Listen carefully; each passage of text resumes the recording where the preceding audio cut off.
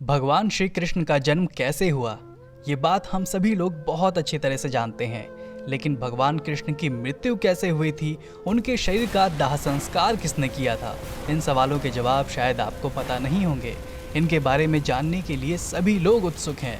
तो आज हम आपको बताते हैं कि आखिर भगवान होते हुए भी श्री कृष्ण की मृत्यु कैसे हो गई। नमस्कार मित्रों, आप सभी का एक बार फिर से स्वागत है माइथोलॉजी टेल्स पर। पुराणों में मान्यता है कि भगवान कृष्ण का जन्म 3112 ईसा पूर्व में हुआ था।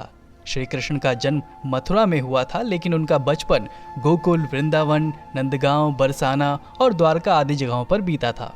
कहा जाता है कि महाभारत युद्ध के बाद भगवान श्री कृष्ण ने 36 वर्षों तक द्वारका पर राज किया। मान्यता है कि उस समय उनकी आयु 125 वर्ष थी। भागवत पुराण में बताया गया है कि एक बार श्री कृष्ण के पुत्र सांबा को एक शरारत सूझी। वो एक स्त्री का वेश धारण कर अपने दोस्तों के साथ ऋषि मुनियों से मिलने गए। स्त्री के वेश में सांबा ने ऋषियों से कहा कि वो गर्भवती हैं। जब उन यदुवंश कुमारों ने इस प्रकार ऋषियों को धोखा देना चाहा तो ऋषि क्रोधित हो गए और उन्होंने स्त्री बने सांबा को श्राप दिया कि तुम एक ऐसे लोहे के तीर को जन्म दोगी जो तुम्हारे कुल और साम्राज्य का विनाश कर देगा। ऋषियों के श्राप को सुनकर सांबा बहुत डर गए। उन्होंने तुरंत ये सारी घटना जाकर उग्रसेन को बताई, जिसके बाद उग्रसेन ने सांबा से कहा कि वे तीर का चूर्ण बनाकर प्रभास नदी में प्रवाहित कर दें। इस तरह उन्हें उस श्राप से छुटकारा मिल जाएगा। इसके बाद सांबा ने ऐसा ही किया। साथ ही उग्रसेन ने ये आदेश भी पारित कर दिया कि यादव राज्य में किसी भी प्रकार की नशीली सामग्रियों का ना तो उत्पादन किया जाएगा और ना ही वितरण होगा। इस घटना के बाद द्वारका के लोगों ने कई अशुभ संकेतों का अनुभव किया, जिसमें सुदर्शन चक्र, श्री कृष्ण का शंख, उनका रथ और बलराम के हल का अदृश्य हो जाना शामिल है। द्वारका में चारों ओर अपराध और पाप का माहौल व्याप्त हो गया।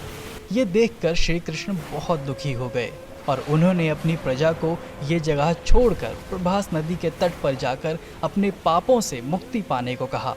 उनकी बात को सब लोग मानकर प्रभास नदी के तट पर गए, लेकिन वहां जाकर सभी मदिरा के नशे में चूर हो गए और एक दूसरे से बहस करने लगे।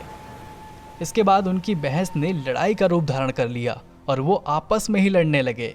इस तरह आपस में ही लड़कर सभी लोग मारे गए। भागवत पुराण के अनुसार भगवान श्री कृष्ण एक दिन पीपल के पेड़ के नीचे विश्राम कर रहे थे। तभी जरा नामक एक बहेलिये ने श्री कृष्ण को हिरण समझकर दूर से उन पर तीर चला दिया, जिससे उनकी मृत्यु हो गई। आपको बता दें कि ऋषि द्वारा कृष्ण के पुत्र सांबा को दिए श्राप के अनुसार श्री कृष्ण को लगे तीर में उसी लोहे के तीर के अंश थे जो सांबा के पेट से निकले थे और जिसे उग्रसेन ने चूर्ण बनवाकर नदी में प्रवाहित करा दिया था।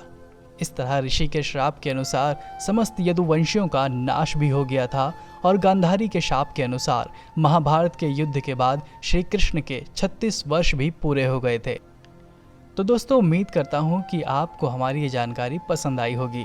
अगर हमारी वीडियो अच्छी लगी हो तो लाइक, शेयर और सब्सक्राइब करें। यदि आप कृष्ण भक्त हैं तो कमेंट में लिखिए जय श्री कृष्ण। अब हमें दीजिए इजाज़त। वीडियो को अंत तक देखने के लिए आपका बहुत बहुत शुक्रिया।